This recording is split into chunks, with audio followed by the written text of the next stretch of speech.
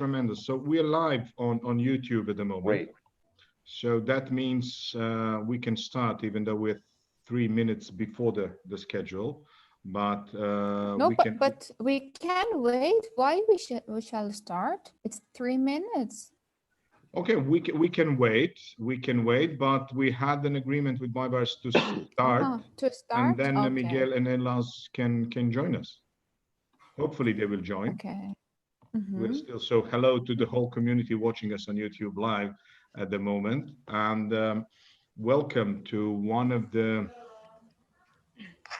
I thought I heard the sound. No, welcome to Enrico is also here. Welcome Enrico. I saw some of the panelists, Antonio Gasso as well, and a lot of other participants, I assume. So welcome to one more webinar done by WBAF, because this is a series of webinars done. Hello, Miguel. Welcome online. We are live on YouTube, and welcome. So welcome again to all on WBAF webinar dedicated to insights from Iran, Italy, and Spain. This session, actually, these webinars are something that WBAF did in order to pivot and show tremendous flexibility in order to combine all of us and to debate, discuss, and learn and find potential solutions in this crisis that was completely new and completely unexpected to at least majority of us. I would also like to thank to all that showed tremendous commitment, to all WBAF members that showed tremendous commitment to be part of these webinars and future activities that have already been announced. And also because this is probably the last in this format, to thanks to, first of all, Baybars Altuntaş, the chairman, that showed a tremendous driving mode to make all of this happen, to Paul Duany, which is a rector of business school of WBAF, and to all participants, all panelists, all attendees, and all of us that gave certain contribution to this. Today, I have a tremendous pleasure to have a distinguished group of fellow members and panelists. So Mariam Nayafi is coming from Iran. She's WBAF senator from Iran, but she's also one of heads of WBAF Business School. She's a head of entrepreneurship department of WBAF Business School. So Mariam, welcome. Second, we have Miguel Martin coming from Spain. He's a high commissioner for Spain from WBAF, and he's also a global startup committee board member. So Miguel, welcome. Thank you. Yeah. Then we have Enrico Fiore coming from Italy. Enrico is entrepreneur and also WBAF Business School faculty member. Benvenuto, Enrico. Thank you so much.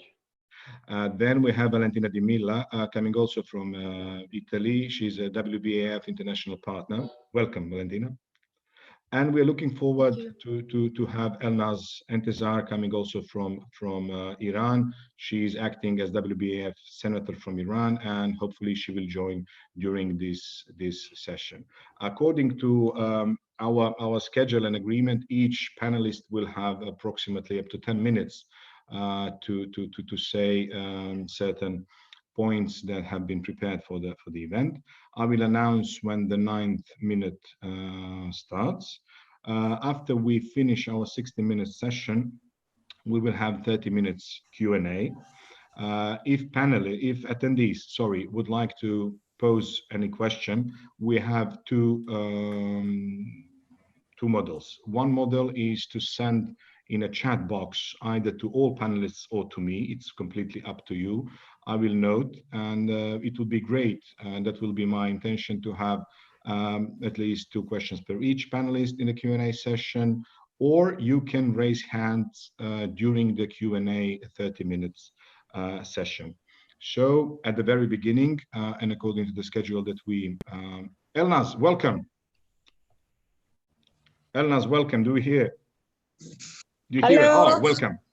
So finally, we're complete. Thank you. Welcome to the session. Elnaz Entezar, WBAF Senator from Iran. So we will have two panelists from Iran, two panelists from Italy, one panelist from Spain, and me as a moderator. I'm coming from Montenegro, probably the smallest country of all in this webinar. So Mariam, the floor is yours. Your 10 minutes are about to start. Thank you. Thank you very much. It's my pleasure to be here. And as we talked before, I'm going to give some statistics about Iran so that we can have a clearer image of what is happening here.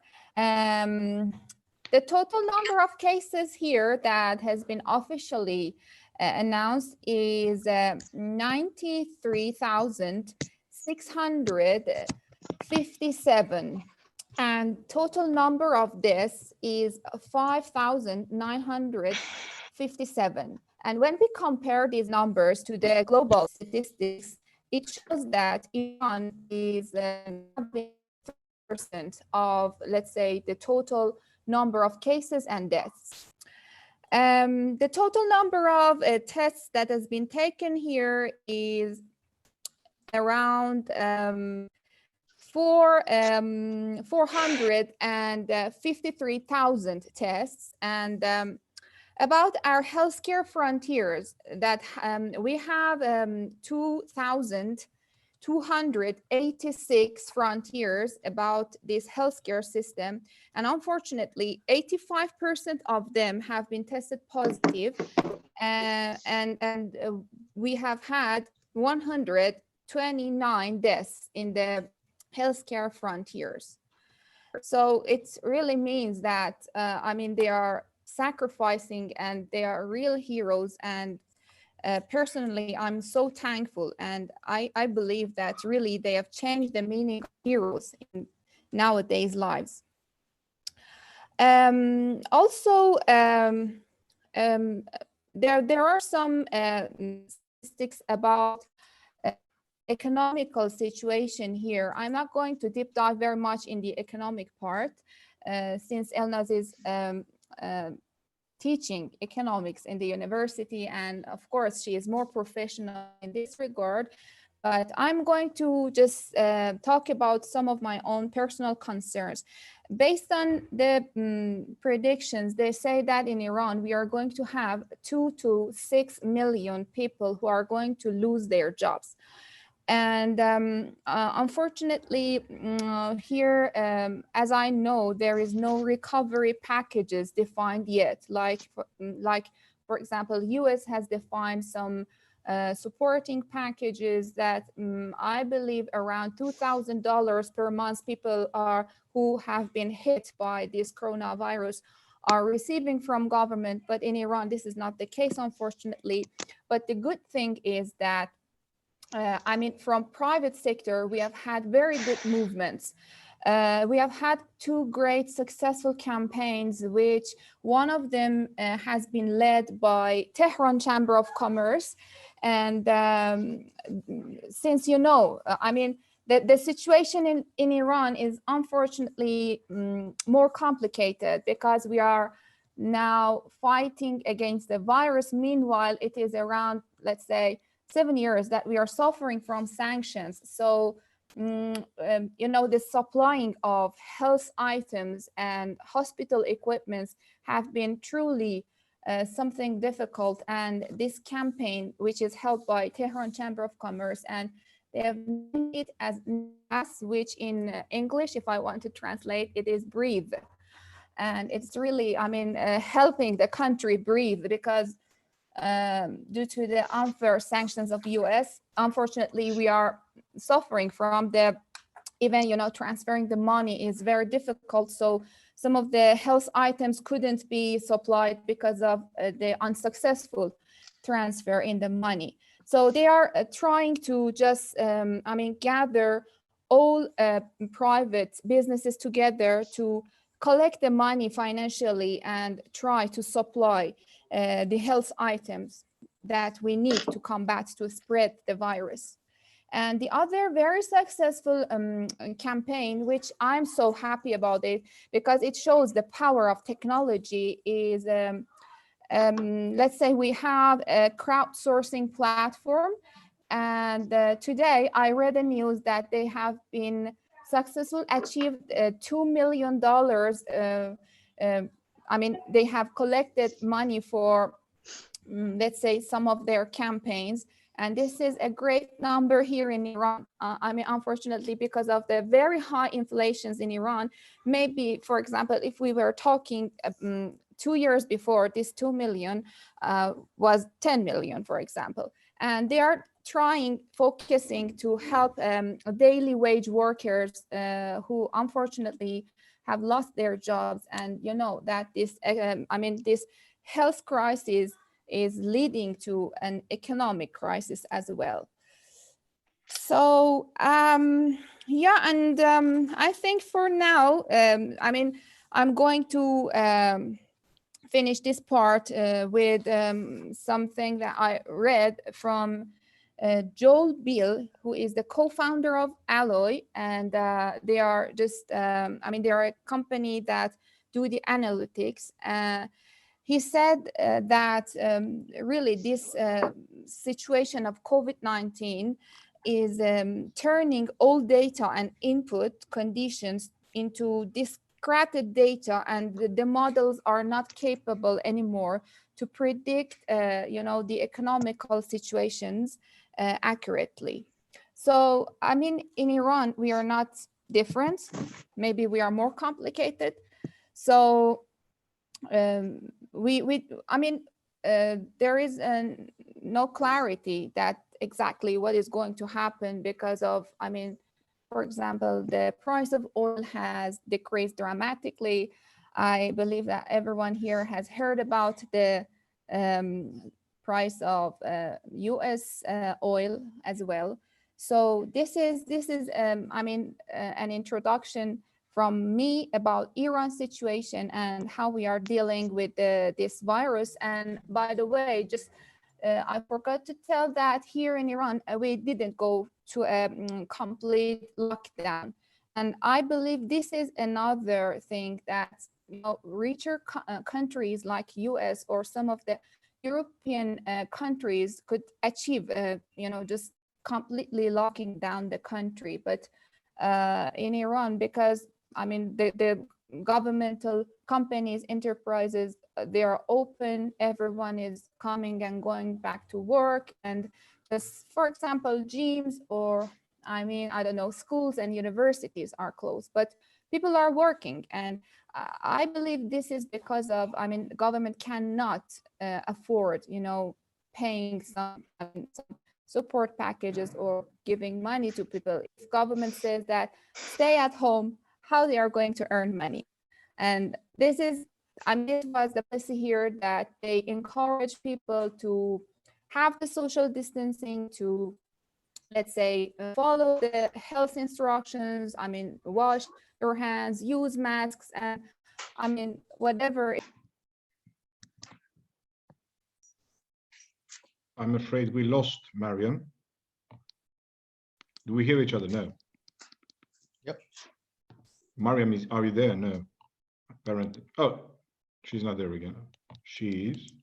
Do you hear us, Mariam? We lost you for a moment. I was disconnected for a moment.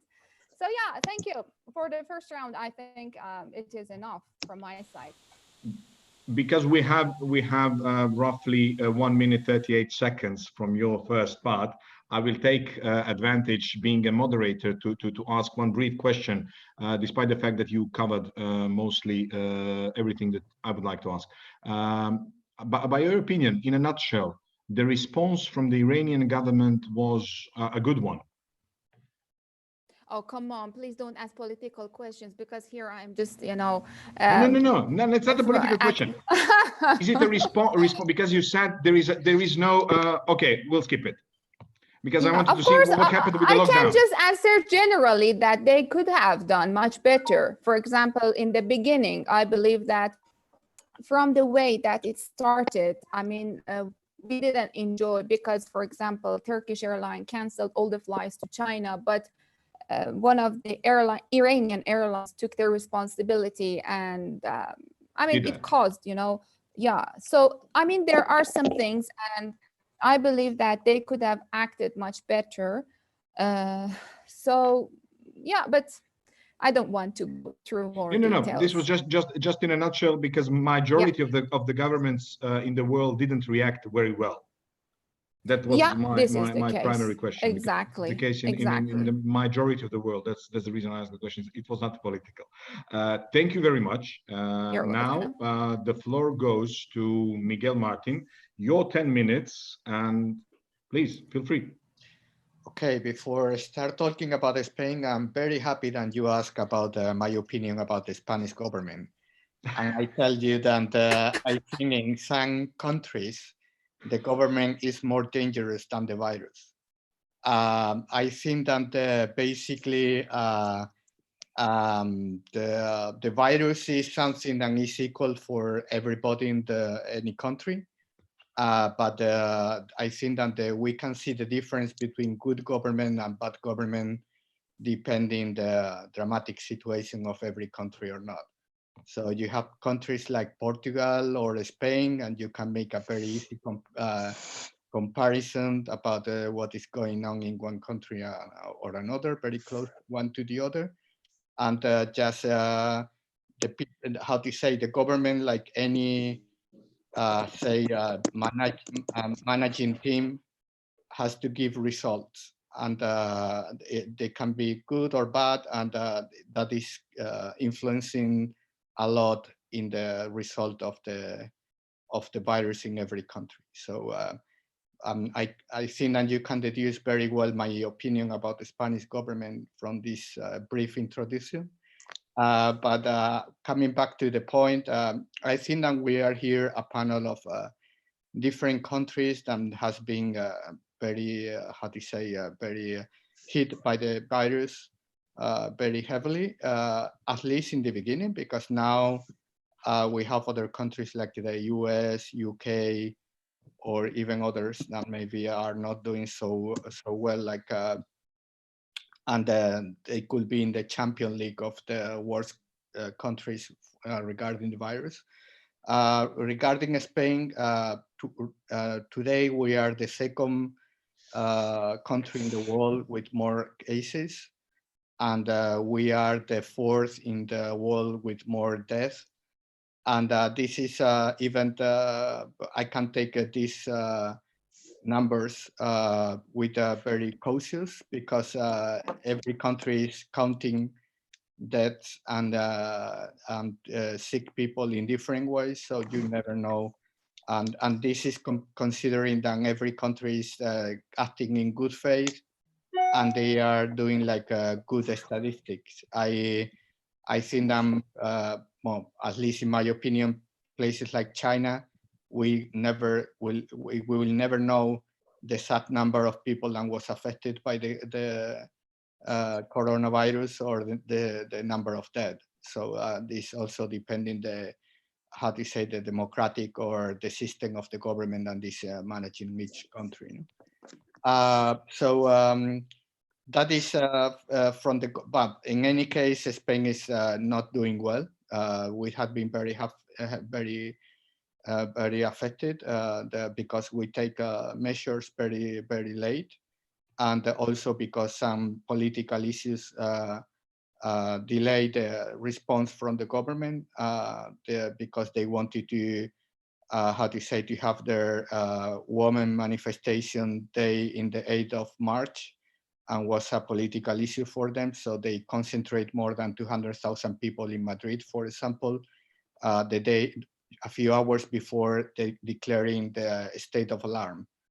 So the country passed from a very, no worry, everything is under control, and 3-4 hours later, they will be, after this political manifestation, they were declaring a state of alarm. So which is, in my opinion, is even now in the core in Spain, because they will be, the government is going to have how to say, they have a criminal suit against them for doing things like that. Together with that, we didn't buy any almost any how to say health equipment or self-protection for the medical staff. We are the country with more cases in the medical staff in the world. 20% of the cases in Spain are from the medical staff fighting the virus in the hospitals. So with this is something that even now the government is not able to buy products from China. There has been 3 or 4 cases of how to say of fake medical products than how to say than they bought from the illegal or not authorized suppliers. So it's a total mess. But going back to what is more our field of how to say of expertise about economic and startups. Today we have the news that the GDP in Spain in the first quarter has go down for 5.2%, which is more than double than the worst quarter in the 2008 crisis. So it's we are expecting to have between 15 to 20% GDP down at the end of the year, which is just amazing. It's totally the tsunami, the economic tsunami that is coming is I think is huge. Regarding unemployment, we have 500,000 people more unemployed in the first quarter. We are expecting to have over 20% of unemployment at the end of the year in the most positive scenario. Maybe we'll be reaching even 25% of unemployment. And for the young population, today we have around 30% unemployment, and we can go up to, in some places, like 40% unemployment. So as you can imagine, the situation is not good at all. So I will be giving a few data that I think that could be quite interesting. WIRA, which is the Telefónica Startup Acceleration and the venture capital activity from the Telefónica Telecom company, has been running a study about the impact of coronavirus in the startup ecosystem in Spain. There was 200 startups participating. Give you just a couple of or 3 numbers. I can give more insight to other later during the panel. And if anybody's interested, I can send a copy of the report. I have only found the report in Spanish, but I will try to find it in English. I think Anguira should have done also an English copy. So 74% of startups think that they will have a negative impact of their activity regarding the coronavirus. But what is interesting is 25% think that will have a positive impact because of their sector vertical. From these 25%, 72 of the companies are expecting to increase the staff within the startups in the next 3 months, and only 20%, I thought that it's going to be more than that. Only 20% of the startups consider that they will not survive if the crisis is longer than 3 months. So just to give you a positive data to close my first remarks is that even in this situation, one startup has been able to close a round of 50 million euros. It's a HR technology startup called Factorial. If anyone is interested, I will put in the chat later the name of the startup if you want to see what they are doing. And if 54% of the startup continue to try to find funding in this situation. So I think that this is more or less it's okay for the first introduction. Okay, you saved 50 seconds, so we will count them later on. Okay.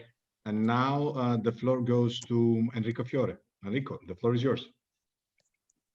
Thank you so much, Hiba, and thank you to all the people that are connected with us today.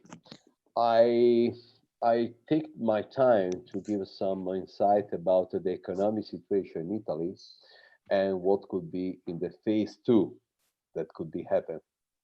Because we just see what's happened if tomorrow next in our war will come in some aliens. Because this coronavirus is like an aliens. And we discover that we are not trying to act all together to fight against the aliens. Because tomorrow next we have an economic war that's coming very soon. Because someone say, what's happened tomorrow? If the country do not give money to the people, how the people can go to the supermarket? How can they pay the bills? How they can do something? So I'm very worried about what can happen tomorrow next. And I want to give you an example.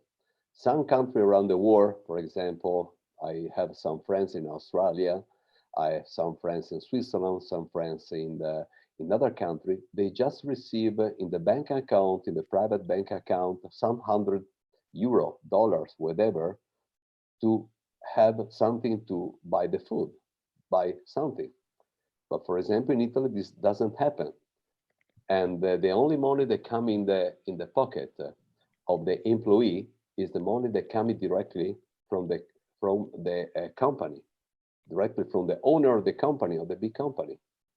Today, they have enough money to pay something, but tomorrow next, what's happened? All the loan that the Italian government say, don't worry, we just solve a lot of problem. It's not so true. They say that the loan have availability from the government arms, but the government arms say we need to ask to European Union, and the European Union take time, and we have no time. We have an enemies to fight that is not only from a health approach, but is from economic approach. Every day we need money. Every day the people need money to buy food.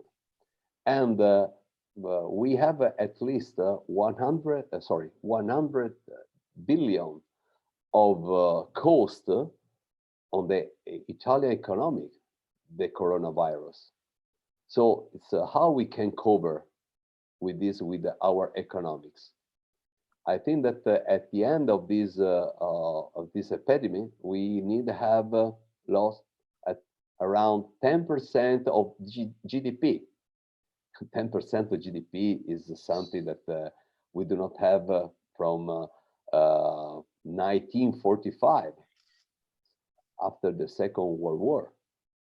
So it's I think that at least 50% of the small and medium enterprise will suffer and can close if there is not now something that I cannot want to know to call like helicopter money. I want to call alliance money, because it's something that we never know until now. So for me, alliance money is money that we have to give free of charge to all the people, to all the company, to remain alive. And all the country have to do this. And what we discover now is that there is some country that do not see the future. They only want to see what's happened in the past. So it's there is not the way that you can manage a family. You cannot give to one of your kids some food and to the other no. So it's something that I will do all my best to fight this, because in the family, and we can call the Europe like a big family, we have to help each other. Or, I'm sorry, I'm not part of the family. And so this is a big problem that we have to solve. to give only you some information with a number, but I don't want to give so much number, but it's important. Today, the total wealth net of the Italian people is more around 11,000 billion, and is 8.4 times the compared with the gross income. So it's a big number, the second in all around the Europe. And if we take this and we compare this with our public debt, that is around 2,400 billion, we can say that we can repay 5 times the public debt with no problem, with the money that the Italians have. So on one side, we have what we call the public debt, 2,400 billion. On the other side, we have the private total wealth, that is 11,000 billion. So why some country around Europe say, we don't believe that the Italian people can pay back the money. We just pay back everything. We have no problem. But why we have to demonstrate this? The number spoke for us. So it's something that that is very difficult to understand, and I think that we have no real leader today in Europe. We need now a real leader from the financial point of view. I don't want to give you a name, but we just have a name in the past. Was an Italian. His name is Mario Draghi. He was the chairman of the BCE. And if you remember, in a very famous conversation, he said, whatever it takes to preserve the euro. And the euro resists against all the speculation. We need to do the same now. But I think that we have not the right people in the right chair now. And that this is the great risk for the war, because if Europe fall down, also the world fall down from the financial point of view. And we just saw this also in the petroleum price and so on. So Ivan, what about that? You had a very good time management skills. Thank you very much. Almost 2 minutes left. We are receiving the questions, but I will continue with other fellow panelists, and then we'll gather all the questions. Now, Valentina De Milla, coming from Italy, also international partner of WBAF. The floor is yours. Good evening, everyone. There are 4 days left for phase 2 in Italy. So we are ready to go outside, but it's not very distant from the situation we are living now. I am explaining right now. We are now in a phase that permits us to reform our way of living, because in every crisis there is an opportunity. We have now the opportunity to come back in same choices we were wrong, to do the right thing now. Contagions are in reduction more every day. Today, the total number of infected people, I have written here, is 204,000, and of this number, 27,682 are unfortunately not longer there. Instead, the managed will are 71,252 people. Hospices were half the causes of death of the elderly. they didn't receive masks and other protection in the right time. So they were the very red zone of contagious. Italy, in this unfortunate scenario, was lucky because the very initial infection, the first red areas to understand us, were identified in northern Italy, Codogno, near Lodi, Bergamo, near Milan, Milan itself, Euganeo, near Padua, Piacenza, and Parma. Fortunate because, despite the continuous cuts in healthcare spending that have been made in the health sector in recent years, in a spending review perspective, that area of Italy is much more over-equipped than the south, and has infrastructures, services, intensive care in great number than in the south. And you have to remember that there were still insufficient. But it is not a problem of South. It is a problem of programs that have to prevent crisis, have to expand intensive care, not in an emergency situation, but in a normal way of living in a civil country. If the pandemic had hit southern Italy, rather than the north, it would have been a far wider and more tragic massacre that we have experienced. Well, on March 10th, all of Italy goes into lockdown. We enter in an unreal dimension, a sort of timeout of normality. And we weren't prepared, and nobody could be prepared at this. The school had to change from real to virtual, and nobody in previous year had believed here in Italy, politics I mean, that a virtual school could be useful for students.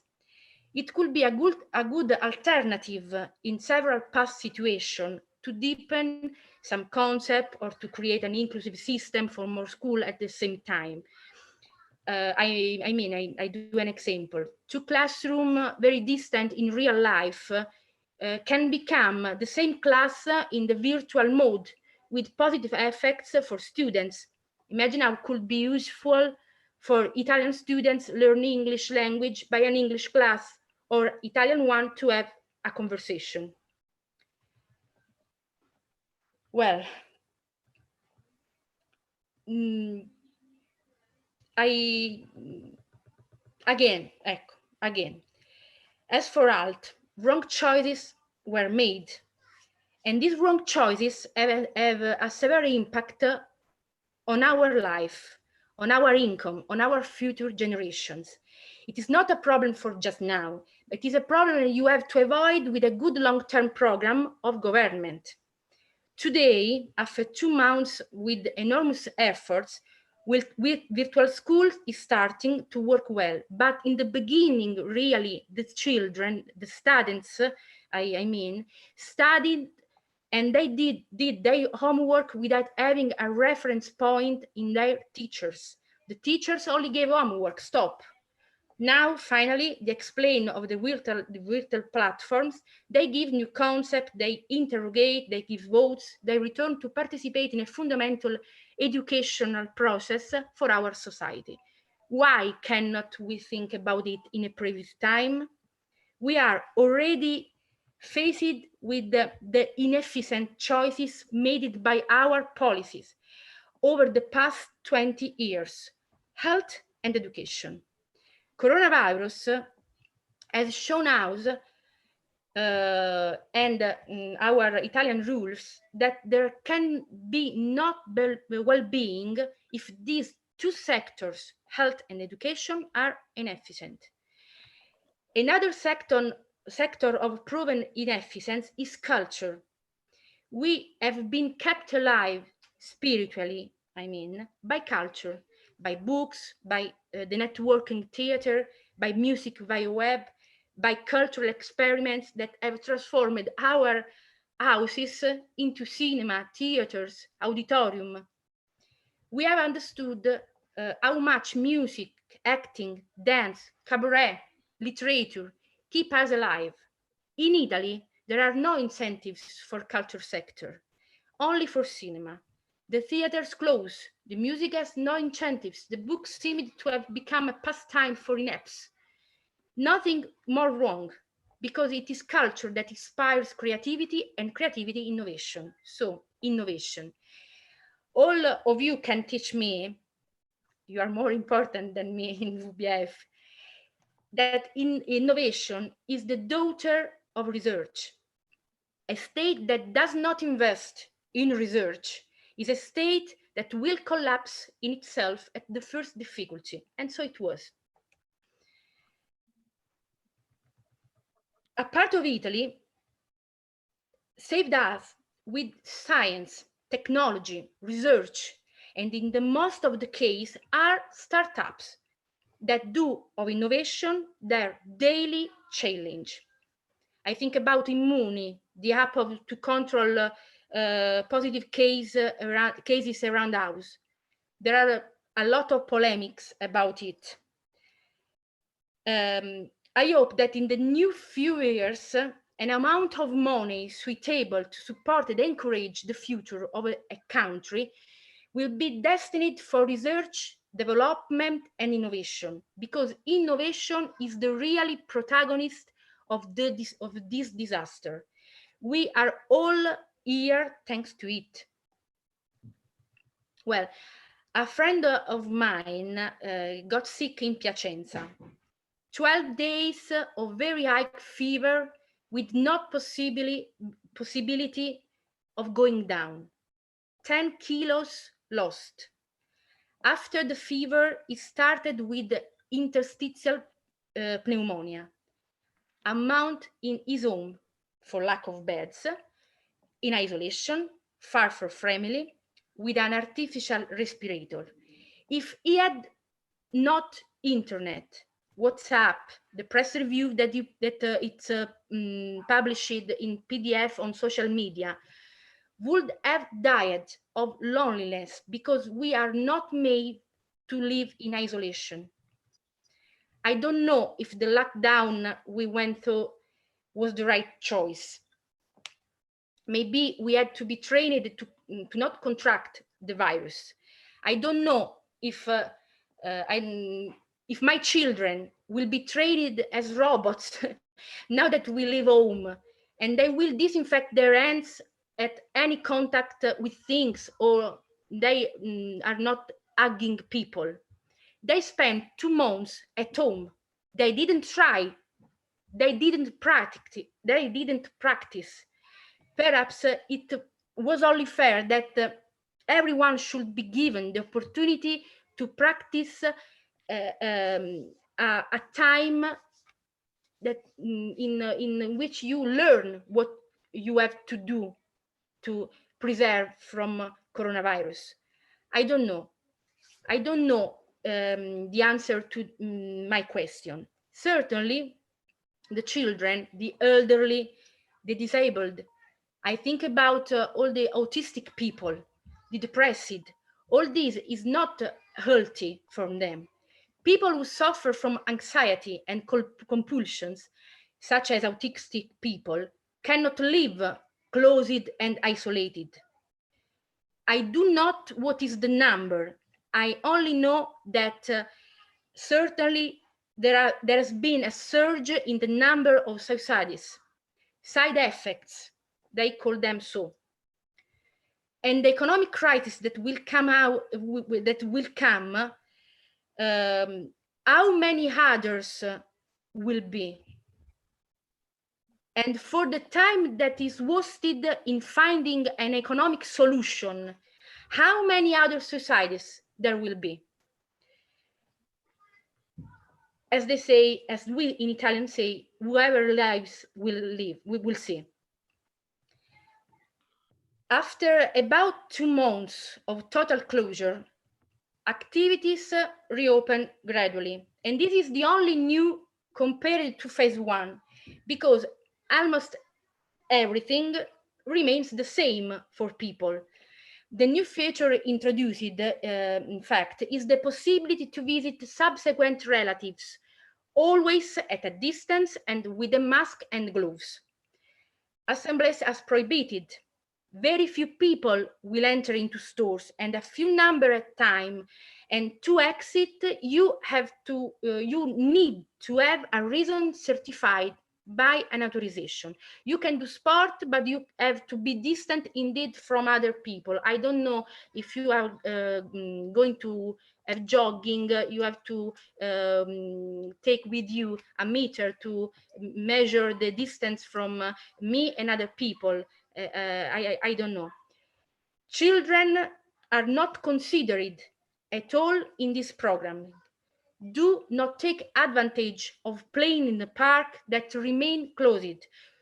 Do not go to school. Do not take advantage of a group with their friend. Do not use to play football on the streets or playing other game. I don't know, other game, Monopoly. They can't do because they cannot be in a group. Children, they can again be in a group. More sacrifices. This will be profoundly mark their life. Children have the right to play. And if we work at home and we do not have the time to play with them, for them it changes little. They going on to find their best friend in a PlayStation, and this is not good because it ills us not only with COVID, but also with sadness and melancholy. The whole world looks to Italy. The whole world is copying what Italy has done. Certainly, the choices made were not easy and were pursued with the maximum possible effort in a completely unknown situation. This is the truth. What is felt now is a lack of participation by the representative bodies of power, that is the parliament. Everything was done without the help of parliament, and this makes the situation perceived as imposed from above. I hope that Italian people will stop the flash mob outside their terraces and start demanding sharing of choices and participation of citizens at all levels. I want to finish my speech with the image of the Morandi Bridge in Genova, which rises 2 years after the collapse. Valentina, I'm sorry to interrupt inspirational speech, but we are already behind the given time for each panelist. Okay. I'm sorry again, but I was finishing. Oh, so if you're finishing in one sentence or two, please feel free. Yeah, 1 minute. Okay, feel free. Genova never stopped. They also working in this period. This is the Italians. We are so. We must remember that Italians is like Genova, which is proud to start again without letting itself be overwhelmed by the tragedies that have not struck. This is my inspirational speech. This is my desire. Thank you very much. We heard so many very good arguments and valid points. As they say, last but not least, Elnaz Entezar, an entrepreneur, professor, and WBAF senator from Iran. Elnaz, your 10 minutes are about to start now. Are you there? You're there. So Elnaz, the floor is yours. Yes. So yes, probably you were out of the session. I mean, the audio was out. Your 10 minutes are about to start. And when I show one finger, it means 1 minute is left. You're out again. No, I'm here. Hi everyone. Hope all of no. Okay, thank you. Okay. May I start? Yes, of course, please. Hi everyone. All of you are doing well. I'm so happy to be here among you friends, and it is honor of me to participate in this webinar. After several weeks of quarantine, the grief over the loss of countless lives and the sessions of a major part of global economy, the best way to describe this historic moment is still, I think, uncertainty. Many economists have focused more on how to globalize and how to reform the globalization framework than anything else.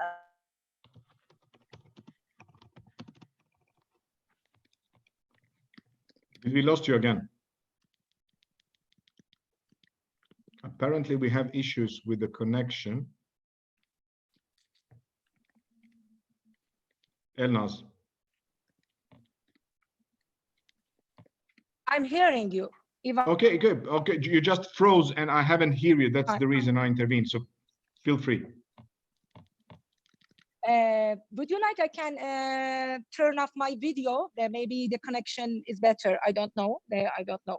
Whatever you think, whatever you think might be working. So feel free. Yeah. Okay. I'm checking. Please let me know. Okay. Wait a minute. Iran's economy is facing the problem of the coronavirus spread at a time when it has gone through two difficult years, 2018 and 2019. The decline in fixed capital formation in the Iran's economy has led to a reduction in the potential production capacity of the economy, and it will be difficult to reach the level of welfare in 2011 and before. On the other hand, the high inflation rate for the two consecutive years, as well as the forecast of inflation about around, I think, 25% for 2020, has caused many firms to lose the ability to continue their activities.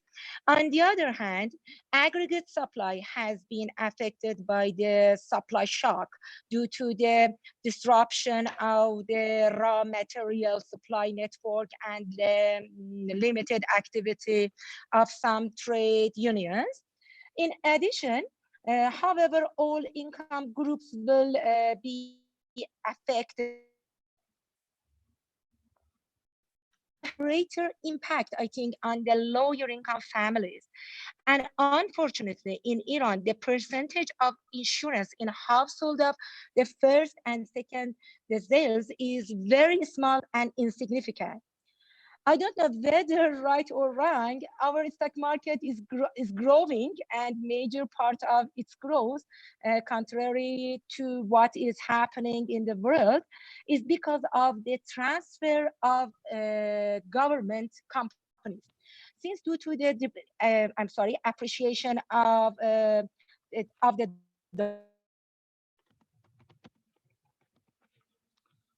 people don't think that prices will go up anymore. So people are looking for a number of other investment in capital assets such as land and housing. But there is also a lot of small money that does not benefit any of these. It seems that it is possible now to do a series of things, especially in the industry that we feel they are developing, such as, I don't know, health industry, food industry, distribution industry. I think these three industries are industries in which long-term investment can be made.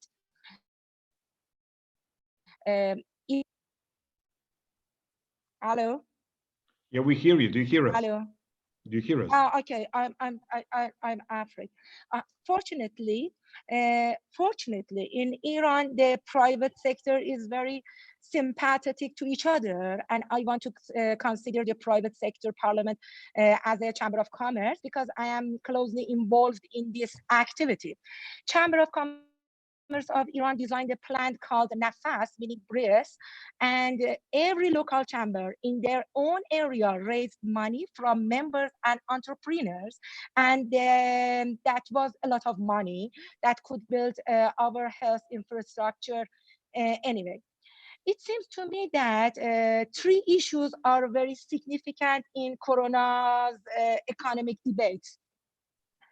It has two direct effects and one indirect effect, which may be greater than those two.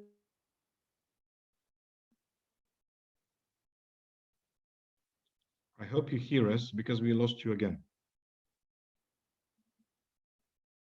Employment has increased, which has severely weakened and disadvantaged the weakest section of the society. The second direct effect is the psychological debates of the case, which seems to remain for, I think, years, and this can also have an economic effect, I think.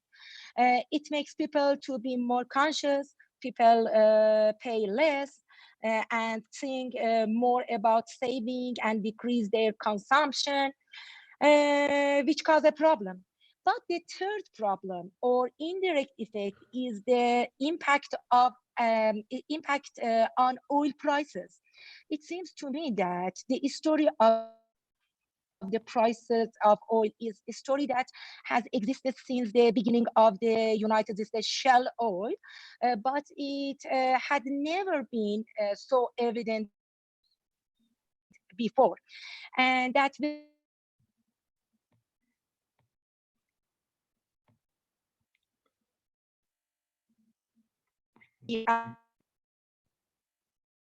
level of low income in terms of income status, and this Elnaz, can you try to turn off our sound if possible? Because in we're still terms losing of, you. can you hear me? Yes, now yes. No.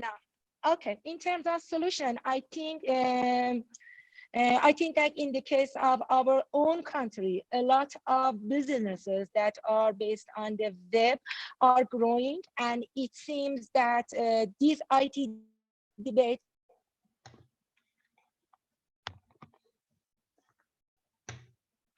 and those who enter this path will surely be more successful.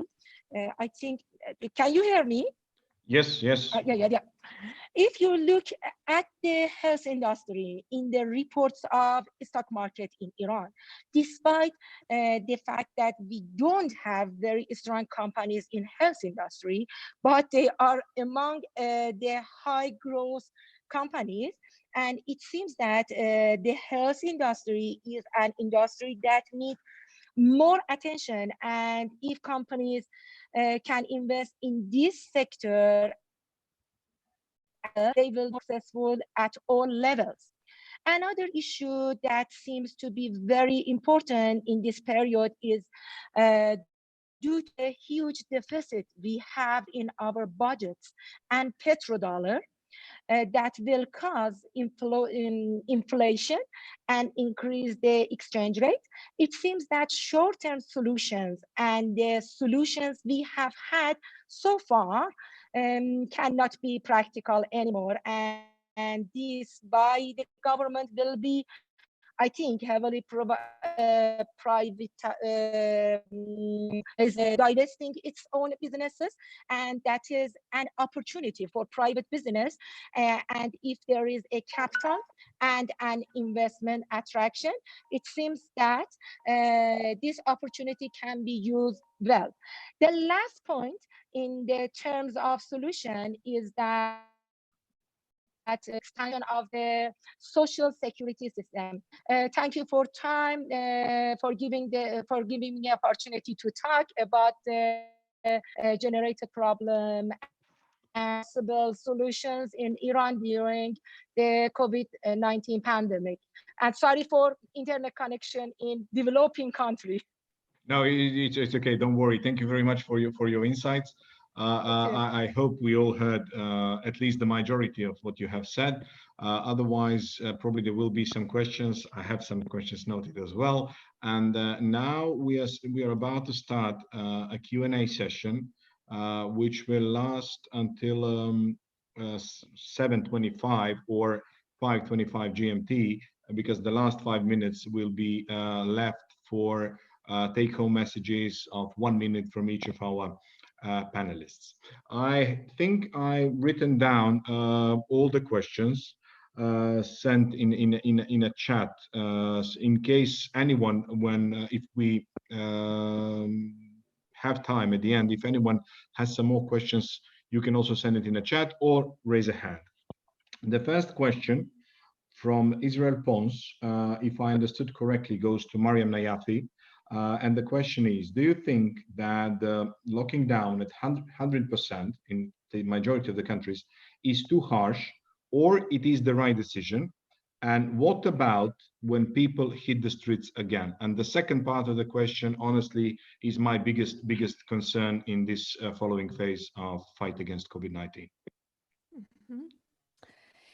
Okay, well, that's really a difficult question, I believe. And I think no one knows really the answer because it depends on the situation.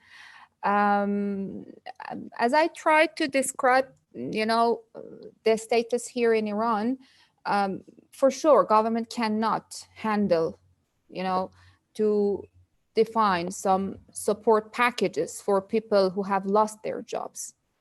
As Elna said, our private sector has acted very greatly, and lots of campaigns went successfully, and from helping people who have lost their jobs, and they use the technology to just make the verification and accreditation of these people, and finally they introduce them to the banks to get the loan, because it depends.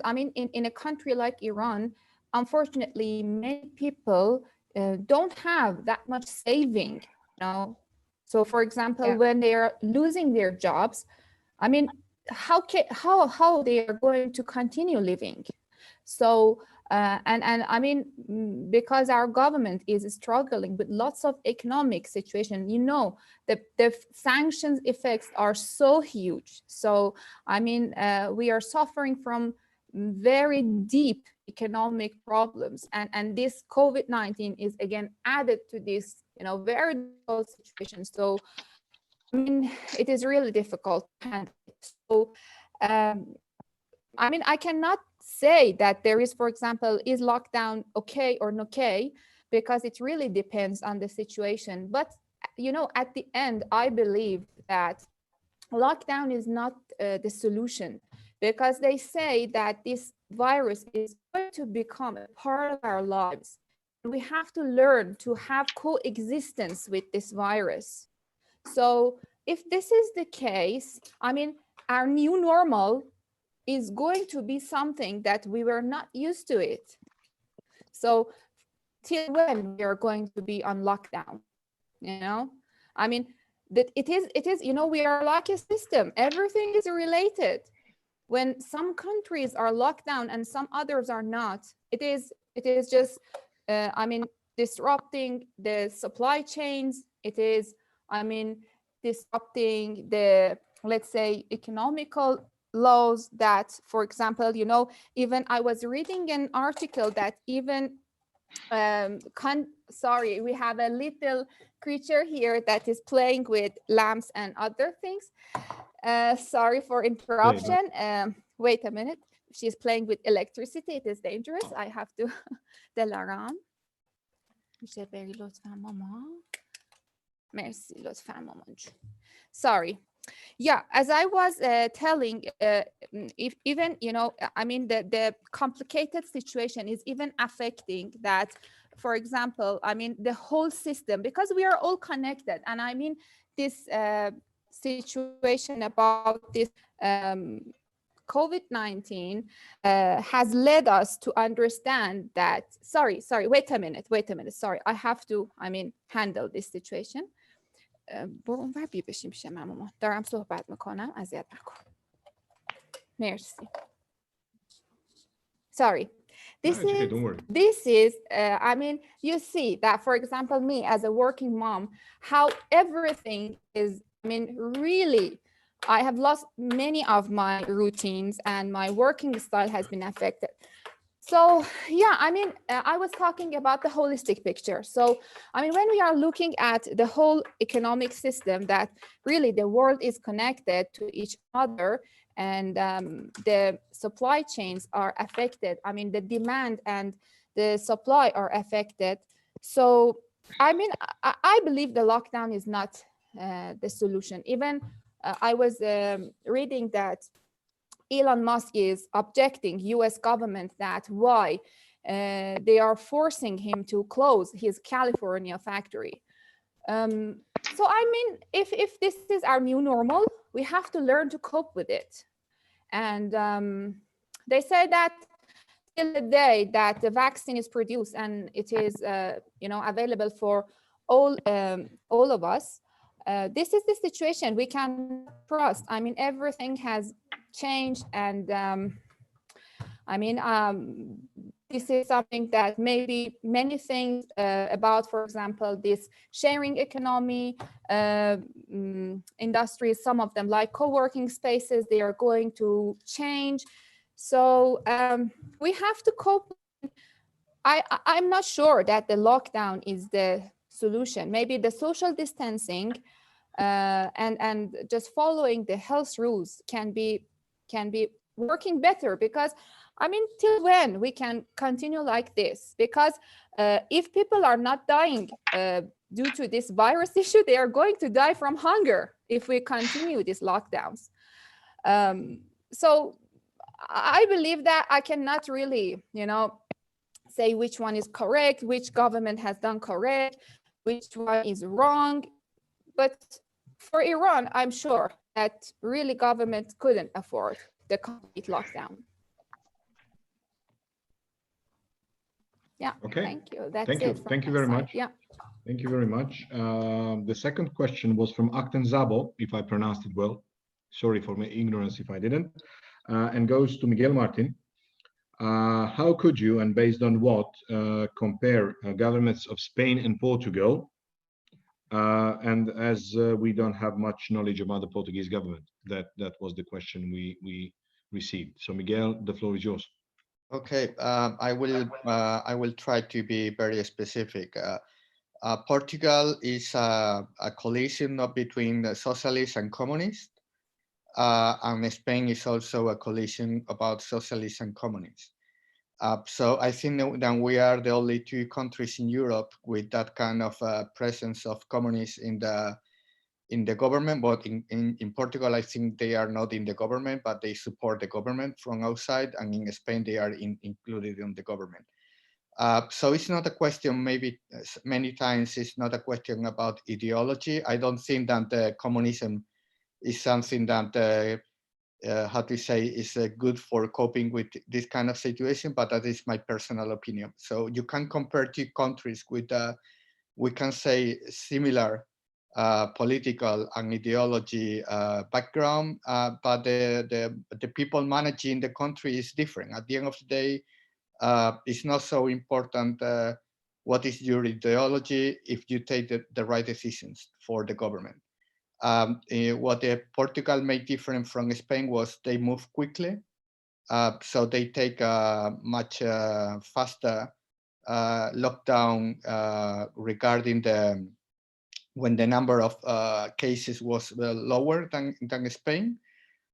Second thing, and most important in my opinion, they have been doing more tests, and I think that this is really the key issue, because what is worrying me and worrying most of the Spanish people is that we have not been able to get tests for the last month and a half.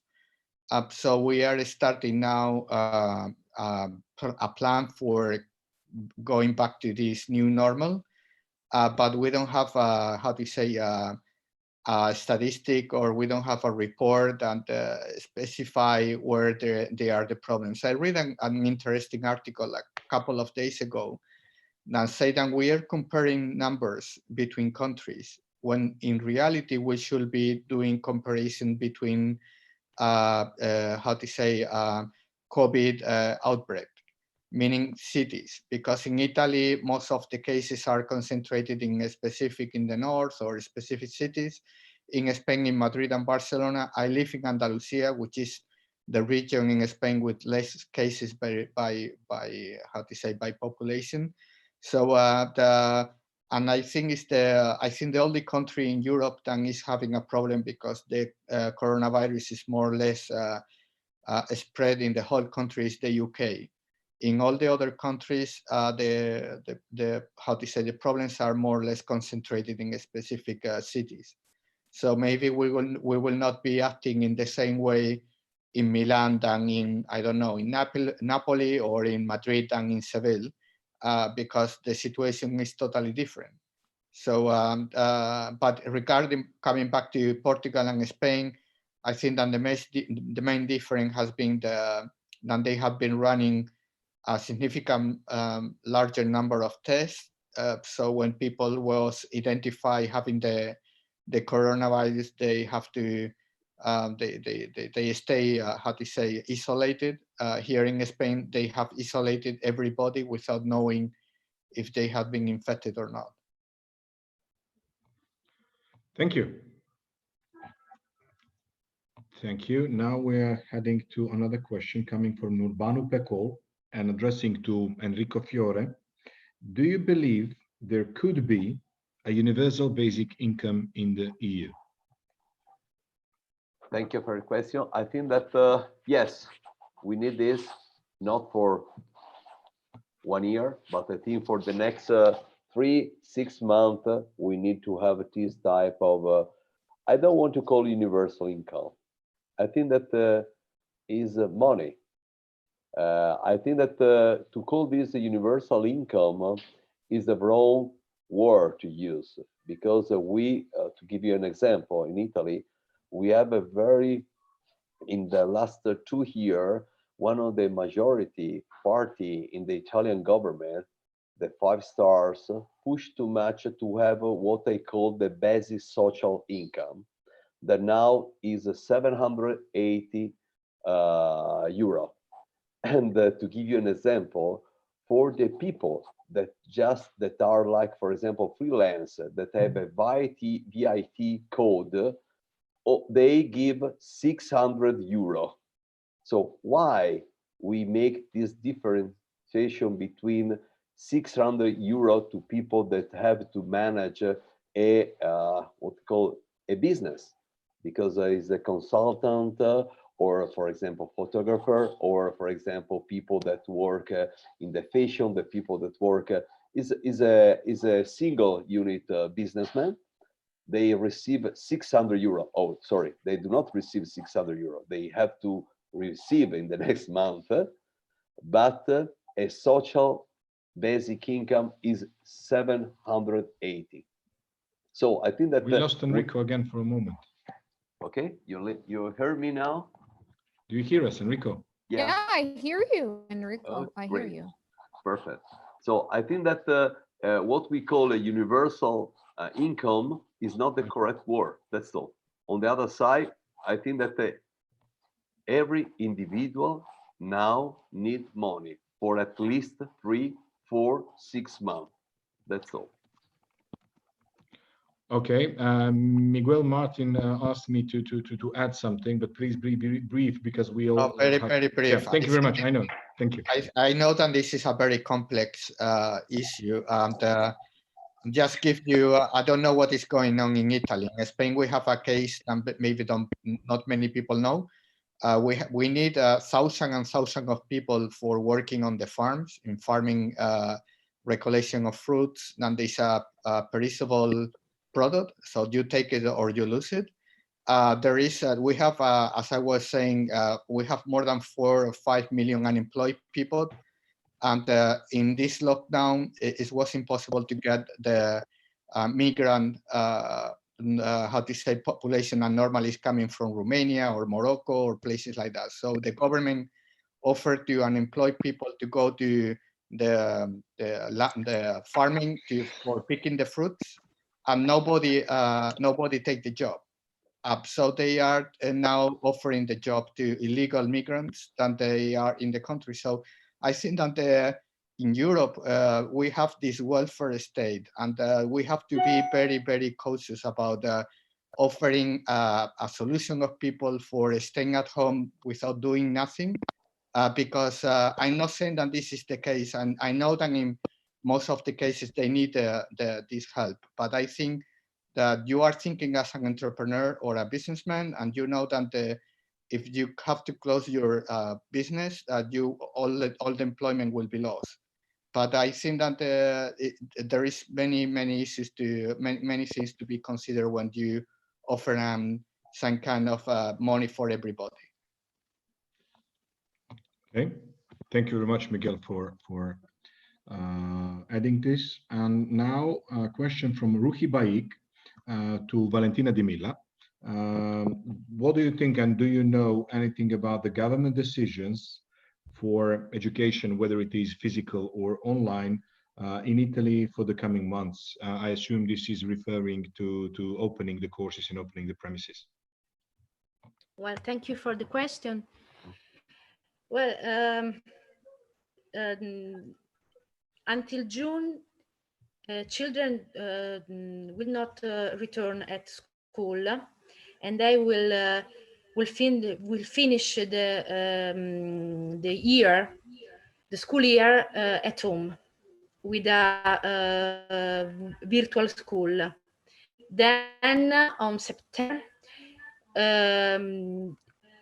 perhaps, because we are in a programmation, it will start maybe physically, but it's not excluded that we have to going on with a virtual school, because we have to continue with the social distance, and the schools are very rooms are very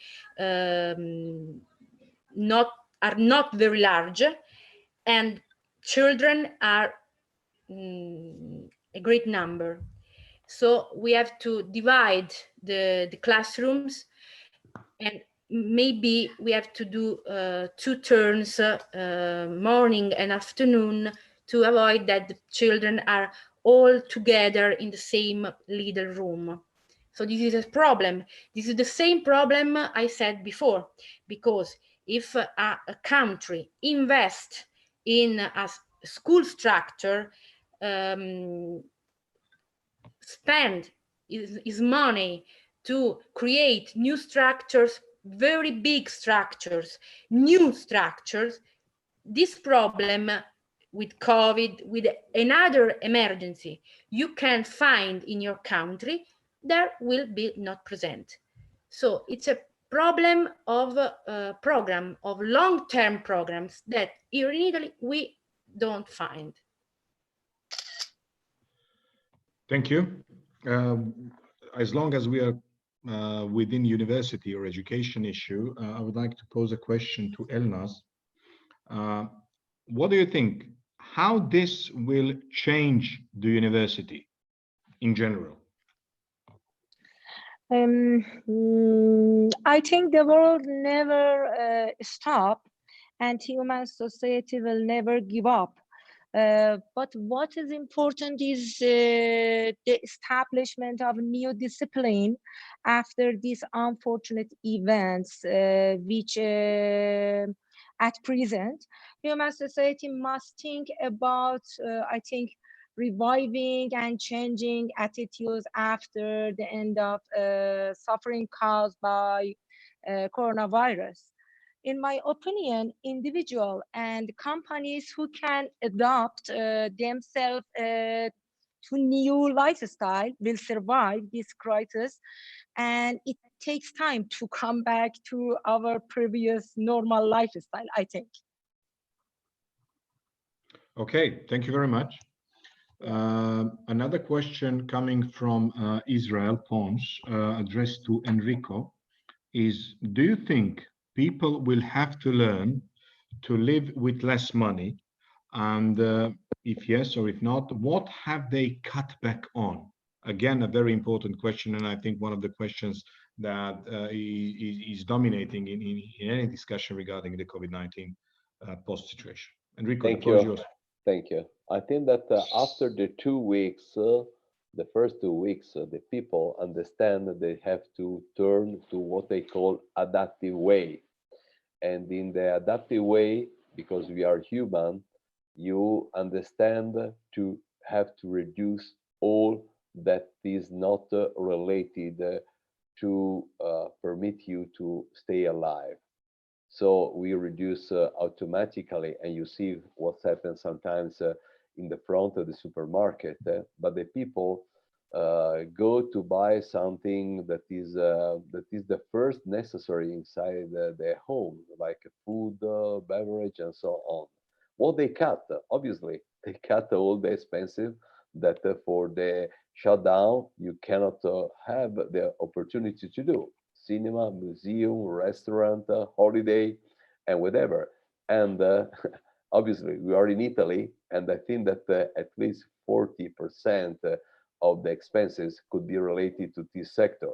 And if you cut this, also, for example, the gasoline, all the people remained at home, so you do not have to spend money for the gasoline for your car.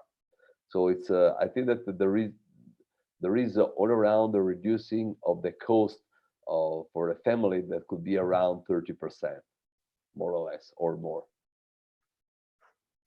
Thank you, Enrico.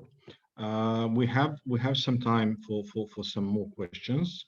One question goes to Mariam, and in case of Iran, have you seen in Iran any startup developments that have been a follow-up of COVID-19 situation? Well, actually, many of the knowledge-based companies are trying to, dedicate and contribute to improvement of the situation here. And fortunately, some of them have had great achievements.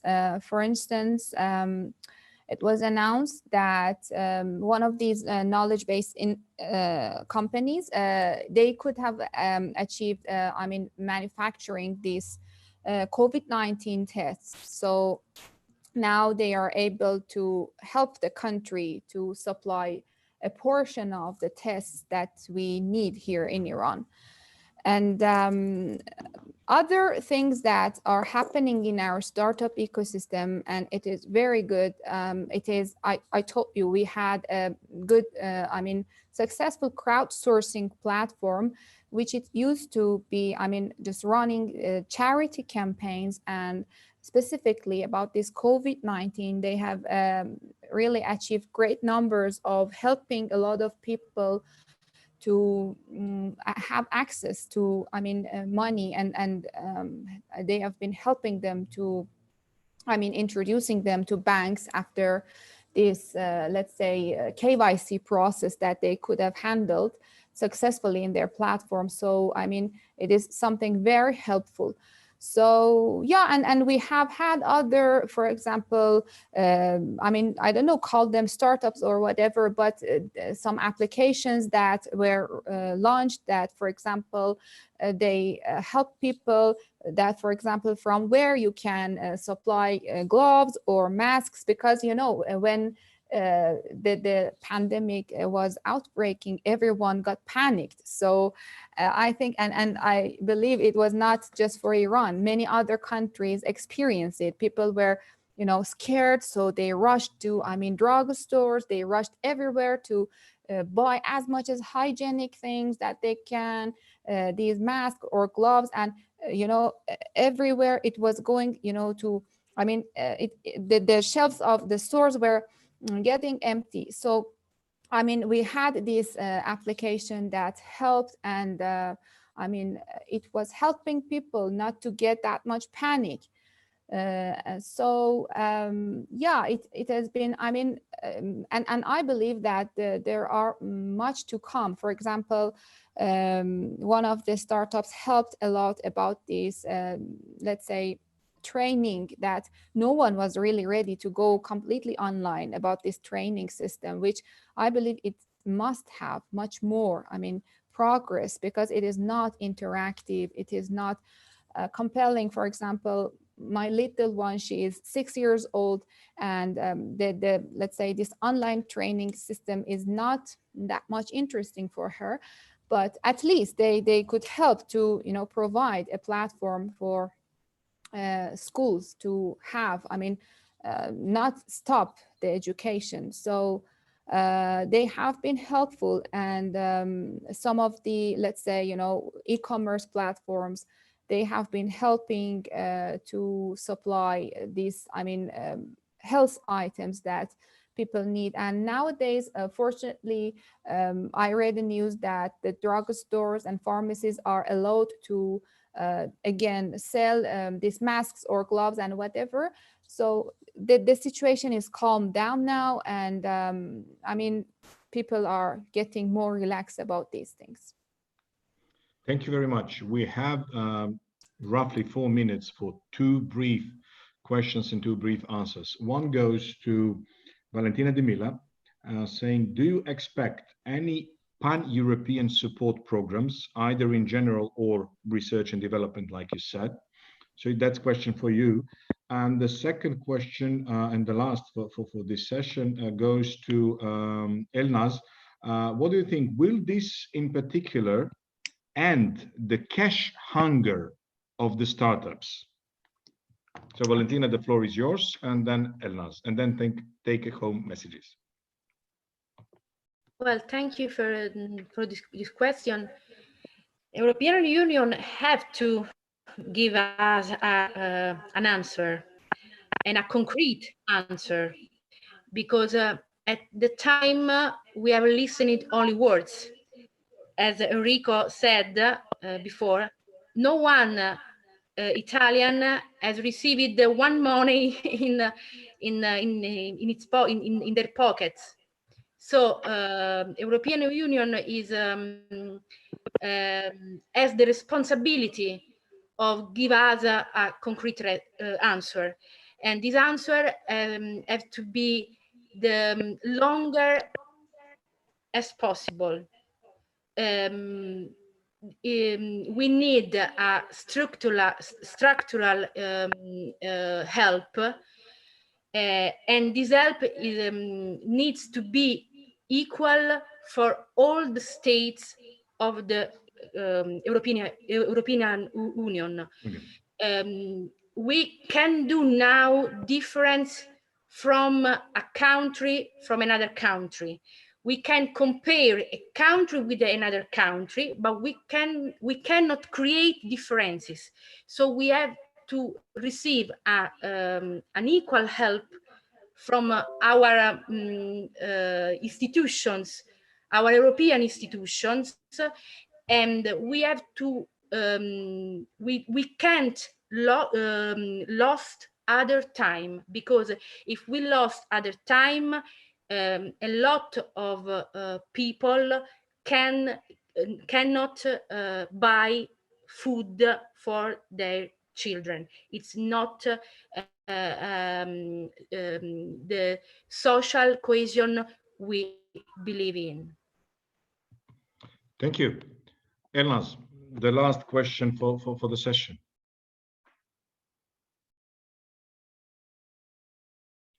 Elnaz, are you there?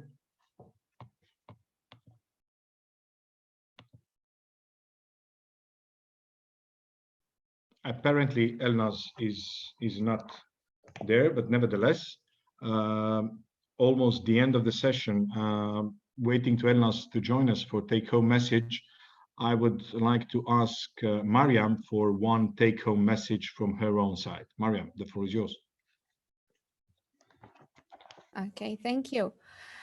Well, I believe that as it is, I mean, we all have read that it is not the, let's say, first pandemic that we are facing, and it won't be the last one for sure. So, I mean, in the first step, when we are facing this health crisis, the problem is that how we are going to handle this situation to survive, to continue our living. And about it, I believe the health instructions have been published and all of us know, for example, wash your hands, social distancing, and other instructions.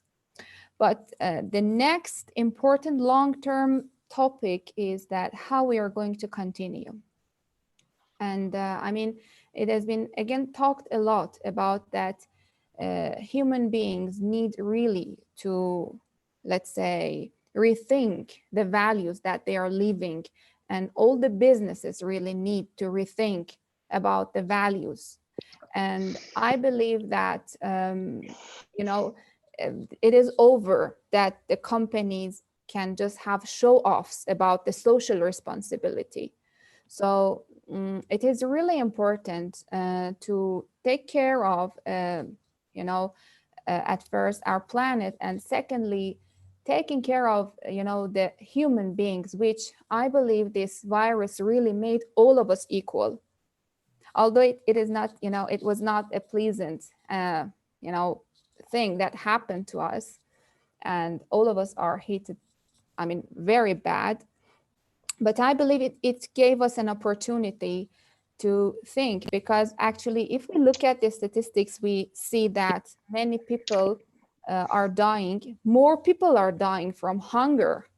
And no one was sensitive about these numbers. They were just the number of people dying. But now we are just, you know, becoming sensitive, following exactly how many people have died all around the world, how many cases are there every day.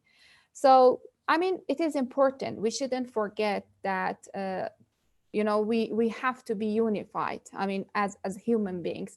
And the last thing I would like to say is that maybe it seems, I mean, maybe the situation is so dark, and yeah, they say that no one can predict, even the very complicated, sophisticated economical models cannot predict. But the sure thing is that this situation will end. So I believe that we have to be hopeful, and we have to be innovative to find new solutions.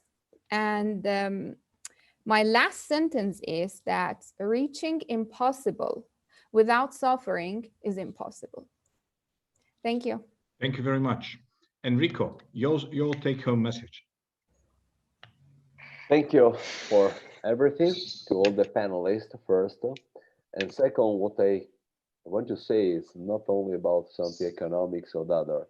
I want to say only that even the darkest night is stripped away from the light of the dawn.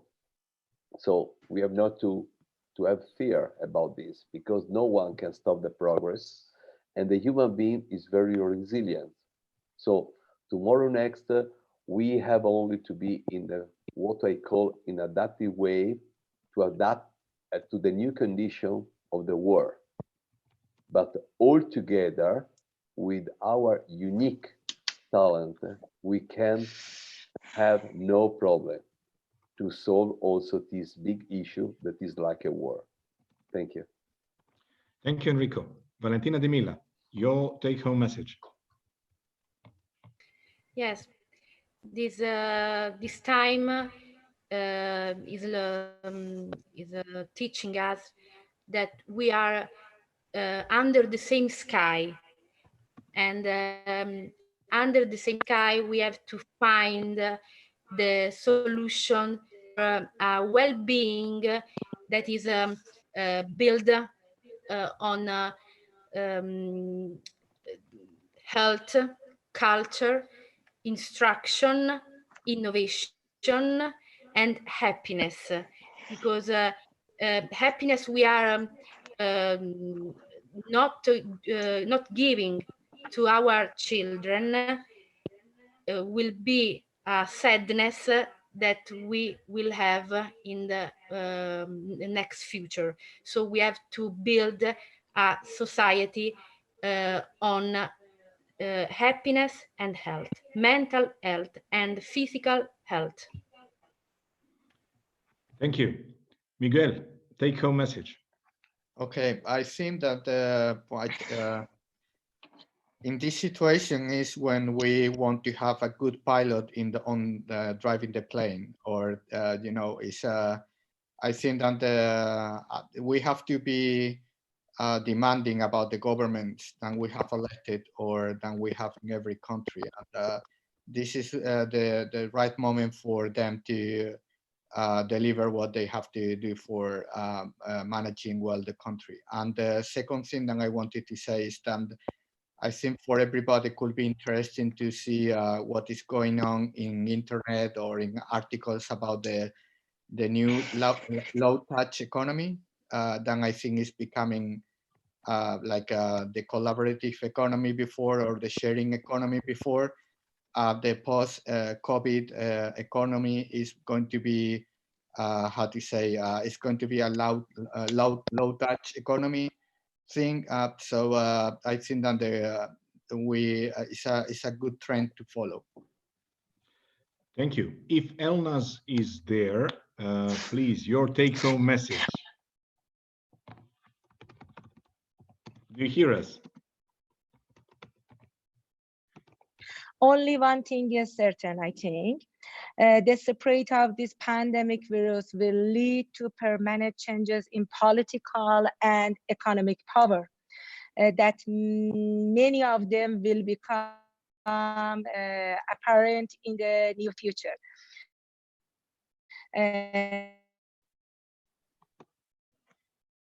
We lost you again. At least I lost you again. Maybe others hear you, but I don't hear you. No, I'm not hearing her as well. So we're not hearing Elnaz, unfortunately, but our time is more or less ending. First of all, allow me to thanks to all of you for being here, especially to distinguished and amazing panelists, and thank you for your insights for your countries. Thanks to all attendees, the ones that are here, the ones that are left.